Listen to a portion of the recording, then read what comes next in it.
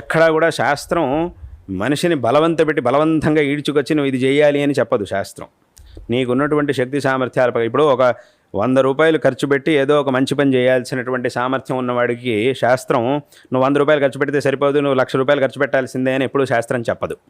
నువ్వు 1,00,000 రూపాయలు ఖర్చు పెడితేనే నీకు మంచి చేస్తాను, లేదంటే చెయ్యను అని ఎప్పుడు శాస్త్రం చెప్పదు. ధర్మం కూడా అలా చెప్పదు.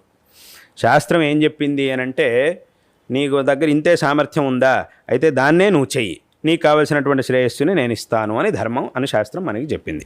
అందుకే స్వయంగా భగవద్గీతలో కృష్ణ పరమాత్మ ఏం చెప్పాడు?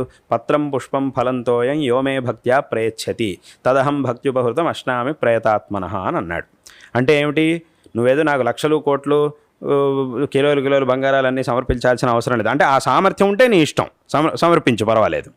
కానీ ఆ సామర్థ్యం కనుక నీకు లేదు అని అంటే, ఆ సామర్థ్యం ఉన్న వ్యక్తిని చూసి అయ్యో ఆయన ఎంత చేస్తున్నాడే నేను అంత చేయలేకపోతున్నానే అని నువ్వు అస్సలు అనుకోవాలి.